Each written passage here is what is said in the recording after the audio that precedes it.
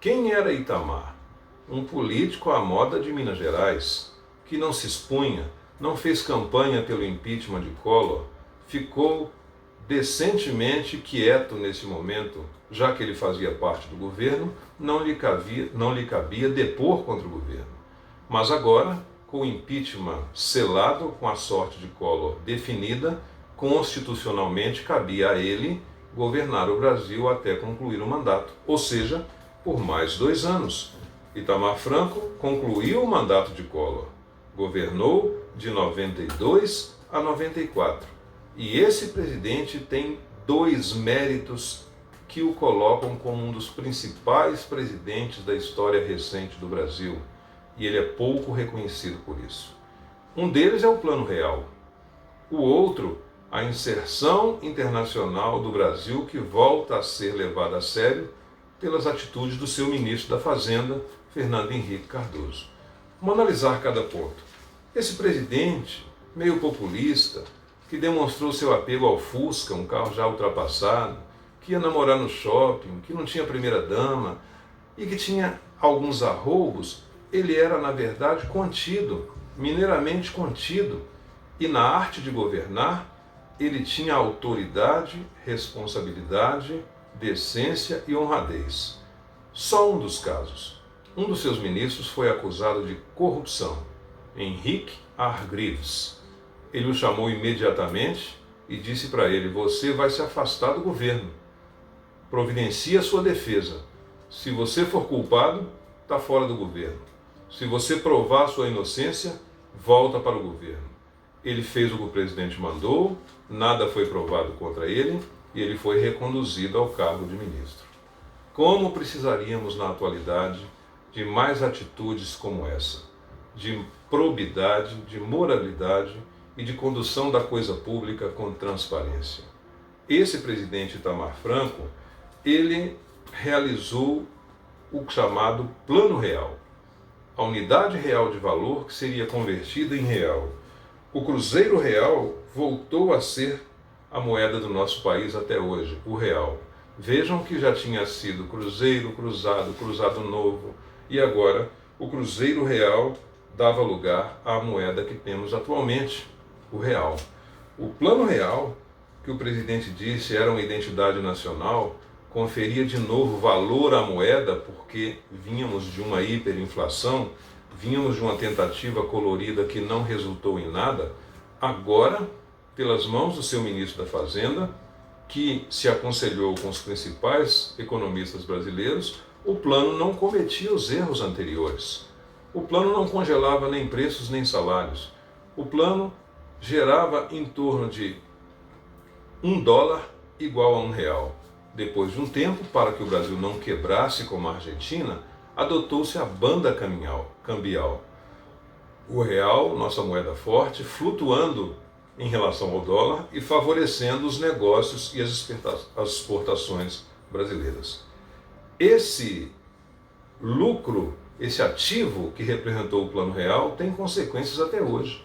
O presidente Fernando Henrique Cardoso foi eleito e reeleito no sucesso desse plano. O presidente Itamar Franco, ao final dos seus 2 anos de governo, lançou o Fernando Henrique Cardoso e ele ganhou em primeiro turno. Aliás, as suas 2 eleições foram em primeiro turno. Quando é que a eleição é em primeiro turno? Quando o candidato tem mais de 50% mais um dos votos, maioria simples. Foi o que ocorreu. Então, o Plano Real é um grande sucesso, é um grande mérito do governo Itamar.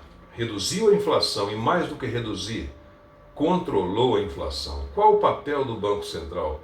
Vigilante da economia, vigilante dos níveis inflacionários, para que os brasileiros possam prosperar, fruto do seu suor, do seu trabalho, e não ver os seus ativos, suas poupanças, seus investimentos derreterem com a inflação galopante. Isso, volta e meia, volta a preocupar o Brasil. E temos uma forma de mascarar isso que veremos a seguir. Houve também no governo Itamar um plebiscito para escolher forma e sistema de governo. Forma republicana ou monarquista, parlamentarista ou presidencialista. O que venceu? A república presidencialista. Não era inédito, já tinha havido um lá nos tempos do presidente João Goulart, e nos 2 plebiscitos para escolher forma e sistema de governo, saiu vitoriosa a República Presidencialista. Depois desse plebiscito, o governo se encaminha para o seu final e o presidente eleito, Fernando Henrique Cardoso, eleito com 55% dos votos, teve uma coligação que o apoiou.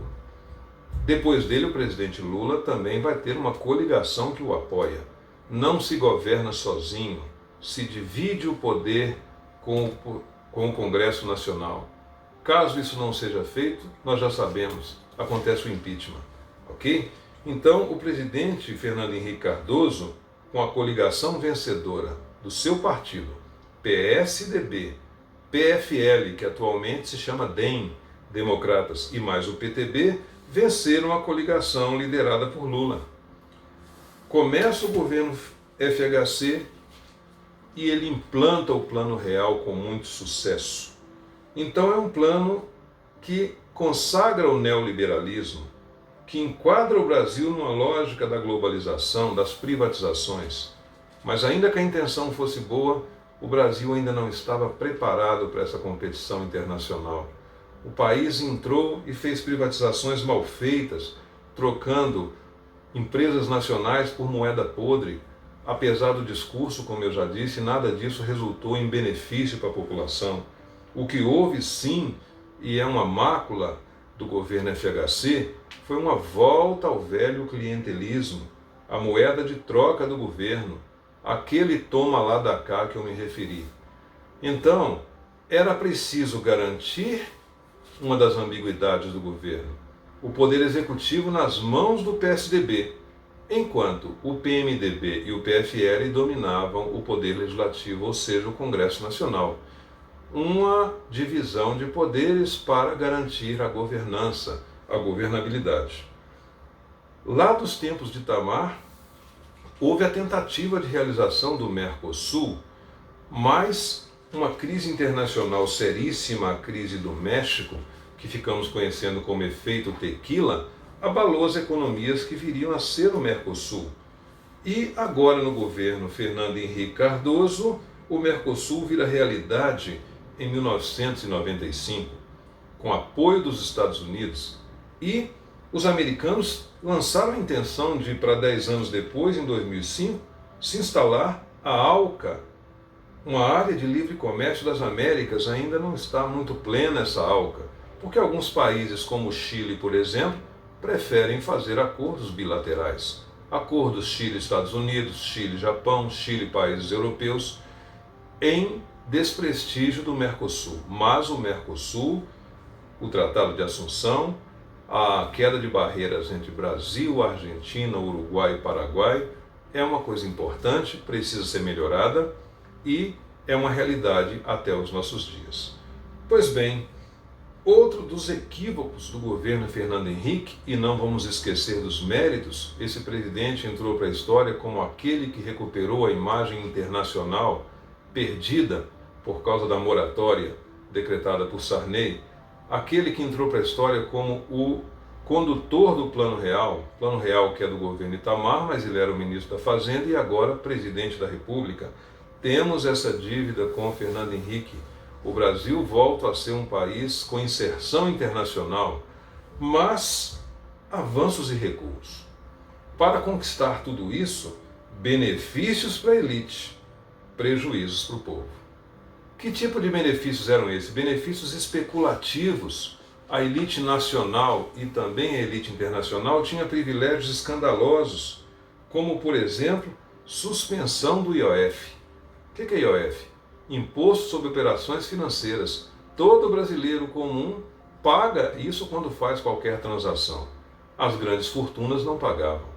Isenção de imposto de renda para esses afortunados. Qualquer cidadão comum paga imposto e deve pagar imposto para sustentar o país. Mas só 2 países, o Brasil e a Estônia, não taxam as grandes fortunas. Isso provoca ricos cada vez mais ricos e pobres cada vez mais pobres. ao lado desses benefícios para a elite de forma escancarada, especulativa, tinham os juros mais altos do planeta para o povo. Em março de 2002, os juros já beiravam 18,5% ao mês. Isso é impagável. As dívidas das pessoas da classe média, apertada por tantos impostos, dos pobres que vivem de salário, elas se reproduzem, porque numa necessidade faltou um remédio, o pai vai e usa o limite do cartão de crédito ou o limite do cheque especial. E depois isso vira uma armadilha financeira tão grande que ele vive de pagar juros. Para pagar os impostos federais, estaduais e municipais, já é outro escândalo. O cidadão e a cidadã brasileira já trabalham 6 meses para pagar impostos, os outros 6 meses para sobreviver. Fora isso, ainda tem essas taxas absurdas e o Banco Central parece que não as enxerga. Qualquer um que entre no limite do cheque especial ou use o limite do cartão de crédito e não pague a fatura toda, ou não se livre desse limite de cheque como um empréstimo emergencial, vai ficar escravo por dívidas. E essa escravidão persiste. Por isso é que, no dizer do próprio presidente, o professor emérito, honoris causa no mundo inteiro, Fernando Henrique Cardoso, não se gasta o que não se tem. É verdade, mas muitas vezes os gastos são absolutamente necessários, como eu disse, para garantir despesas de sobrevivência, de saúde, de habitação.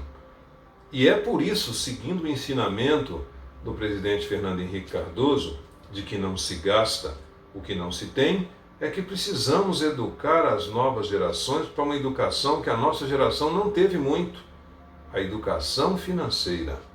É preciso planejar a vida econômica, a vida financeira, para se ter dias mais saudáveis, mais equilibrados no futuro. Isso quando algum ataque externo na economia, como a crise da Rússia, que vou falar daqui a pouco, como a Covid-19, que também trataremos, desorganiza toda a economia. Mas se não tiver a educação financeira, fica muito pior. É preciso guardar, fazer uma reserva para épocas de dificuldade. No mínimo, 20% do que você consegue ganhar. Isso não é seu salário, isso é reserva para tempos de emergência. E os seus pais e avós não tiveram condição, num tempo de hiperinflação, de dificuldades, de realizar essa reserva. Vocês, brasileiros e brasileiras, com a mais tenra idade, que ingressam agora no mercado de trabalho com um monte de complicações, é verdade, façam essas reservas.